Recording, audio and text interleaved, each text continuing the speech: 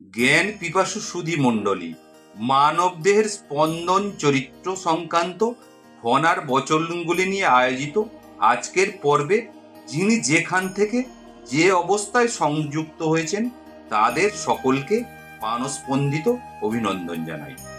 আজকের পর্বে উপস্থাপন করতে চলেছি সেই সকল বচন, যে সকল বচনগুলিতে মহীয়সী ফনা জ্যোতির্বিদ্যা অনুসারে মানবদেহের কোন অঙ্গ স্পন্দিত হলে কোন ফল লাভ হয়, অর্থাৎ মানবদেহের কোন অঙ্গ নাচলে কোন ফল লাভ হয়, সেই বিষয়গুলি তুলে ধরছি। চলুন আমরা মূল পর্বে প্রবেশ করছি। দক্ষিণ চক্ষু নৃত্যে অর্থলাভ বা মিত্রজন দর্শন হয়, অর্থাৎ ডান চোখ নাচলে তার টাকা পয়সা লাভের সম্ভাবনা থাকে, অথবা আপনজন শুভাকাঙ্ক্ষী মনের মানুষের সাথে সাক্ষাৎ হওয়ার সম্ভাবনা থাকে। কিন্তু বাম চোখ নৃত্যে ধনহানি, অর্থাৎ বাম চোখ নাচলে ধন সম্পদ ক্ষয়ক্ষতি হওয়ার ঝুঁকি থাকে। আবার দক্ষিণ চোখের নিচের ভাগ নাচলে কষ্ট হয়, উপরের ভাগ স্পন্দিত হলে সুখ লাভ হয়। দক্ষিণ কান স্পন্দনে বিদ্যা, স্ত্রীলাভ ও কুটুম্ব বৃদ্ধি হয়। দক্ষিণ কান অর্থাৎ কারো ডান কান নাচলে তার উত্তম বিদ্যা লাভ হয়, গুণবতী স্ত্রী লাভ হয় এবং বাড়িতে আত্মীয় আসার সম্ভাবনা থাকে।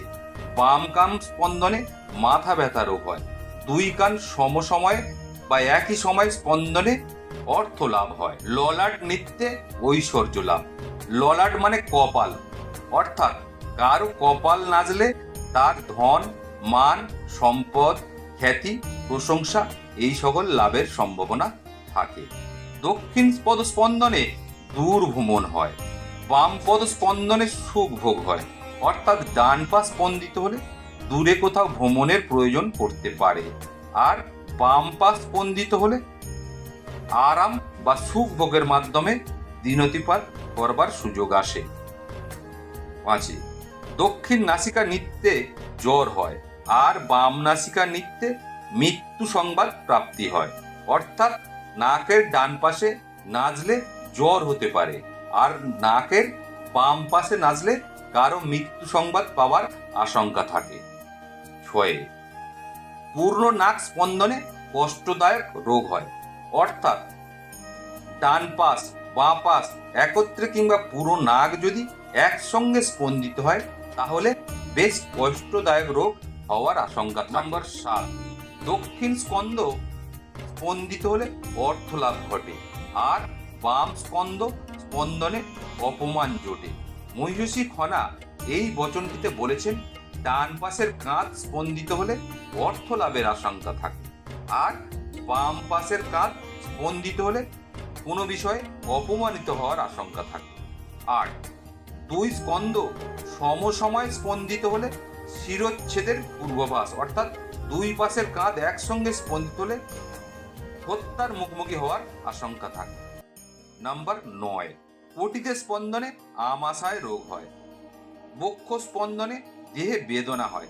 পটিদেশ মানে কোমর, কোমর স্পন্দিত হলে আমাশয় রোগ হয়, আর বক্ষ স্পন্দনে ব্যথাযুক্ত জটিল রোগ হওয়ার সম্ভাবনা থাকে। নাম্বার 10, ওষ্ঠ স্পন্দনে ভুরিভোজ হয়, আর তালু স্পন্দনে কলহ যোগ হয়। ওষ্ঠ মানে ঠোঁট, ঠোঁট নাচলে তৃপ্তিপূর্ণ খাদ্য গ্রহণের সুযোগ আসে, আর তালু মানে হাতের তালু স্পন্দিত হলে ঝগড়া বিবাদের ঝুঁকি আসে। নম্বর 11, নারীর উদর নৃত্যে সন্তান লাভের সূচনা হয়, আর নাভি নৃত্যে রাজোদ্বারে যেতে হয়।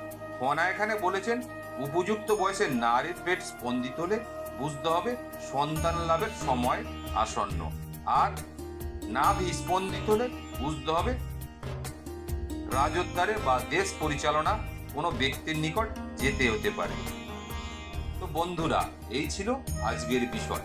আজকের ভিডিওটি আপনাদের কেমন লাগলো অবশ্যই চ্যানেলের কমেন্ট সেকশনে কমেন্ট করে জানাবেন, আর জেনে রাখবেন এই প্রয়াস শুধু আপনাদের জন্য। আজ তাহলে আসি বন্ধুরা, ভালো থাকবেন, সুস্থ থাকবেন।